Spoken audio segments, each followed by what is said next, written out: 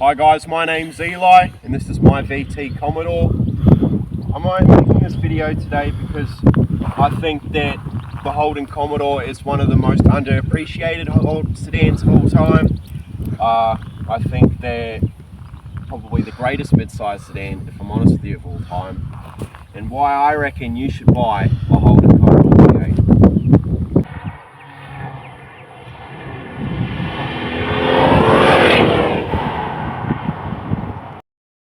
So this is a Series 2 VT, which was the first introduction of the LS1, which is a Gen 3 Chevy small block. And this debuted first in 1999, and I think the last of the VT LS ended in the year 2000. Then 2001 was the move on to the VX, which also introduced the LS1. Then the VY, then the VZ also came with the LS1, using a similar body. It's the same chassis, nearly exactly the same body, apart from front lights, rear lights, rear bumpers. Yeah, so this isn't stock. This is a cammed. So here's the LS1. I bought this for 15k, and then I bought a Manly kit, so that came with a new cam, new push rods, new valve springs, new roller rockers. I'll turn the car on in a sec.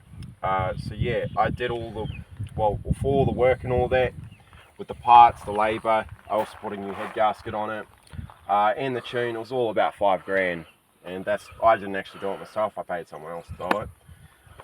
Yeah, and Manly is a company in Australia who sell these kits.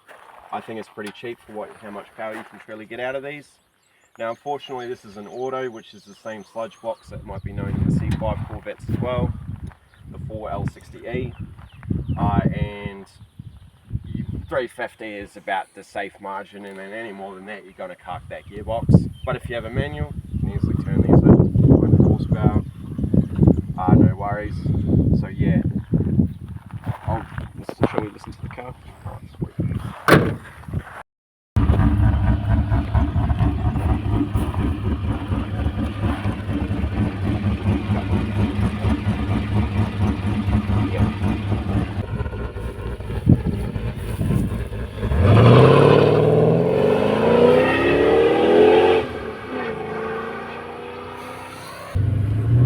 Now we know many of our JDM legends like the RB series, the RB25, RB26, then we have the infamous legendary 2JZ, even our infamous Ford Barrow, which are absolute icons and legends. Now, the LS1, yes, it's a 5.7 litre V8, and it weighs about 200 kgs, give or take, which is about the same weight as an RB25, a 2JZ GTE, and a Barrow motor weighing about 210, 220. So, compared to them, this has the same amount of weight, but it has lower centre of gravity, and it is shorter, thus easier to fit into the chassis. That's why it is swapped into every single thing conceived by man. And that's why I think, compared to even Ford Falcons, might I say, is that it's got pretty decent handling for a mid-sized sedan, even compared to a BMW 5 Series, might I add. I think it's manageable, and I don't think visibility is terrible either. It's really easy to see the corner of the side of the fender. Yeah. Look at this fucking beauty.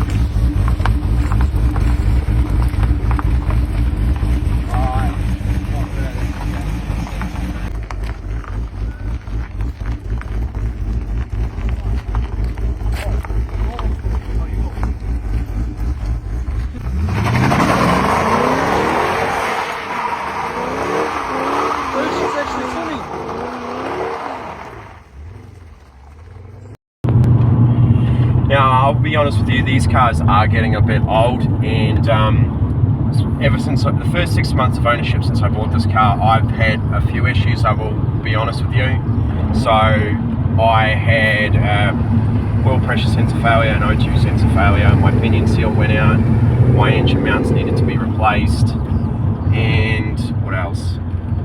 Some other things. can't remember on the top of my head, but these cars are old, and do expect, especially if the owner hasn't gone there in a long time, the last one, to replace some things. You know, as it goes though, compared to a lot of cars like Honda Civics, stuff like that, Ford Falcons, I'm going to be straight up again. I'm not trying to attack them.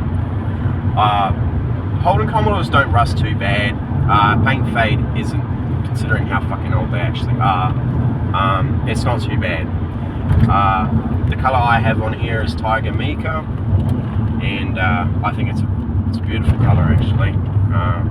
Now, as fuel economy goes, before I had the thing cam and tuned, I was averaging about maybe 12, around town 13. It's not, a lot of the time you don't even need to use the accelerator, you just take your foot off the brake and a little bit of gear, and then just go from there.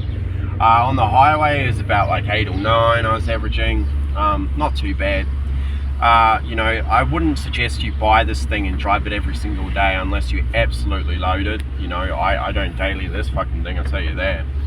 But it's pretty solid in terms, it's not horrendous. I mean, like for example, my VYS V6 or VYS Pack V6 with a 5-speed manual, they choose a lot of gas because it doesn't have the right gear ratio to really, for a fuel economy purpose.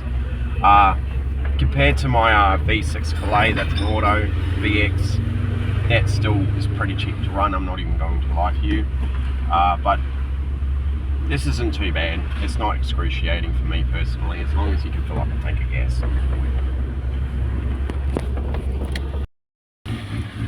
Yeah, so you can get these things for about, definitely don't pay, definitely not close to 20 for an automatic, no matter the condition.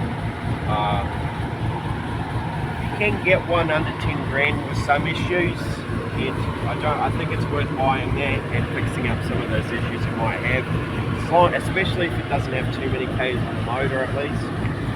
I bought this for 15, it was wafted regged, like roadworthy, everything, and I think that was a bit pricey for how many Ks on it. It had about 220,000 on it. It's a bit pricey if I'm honest with you. I definitely think you can get them cheaper for this condition for that amount of Ks. They're quite plentiful, they're everywhere. They're the most NPC car in Australia and New Zealand.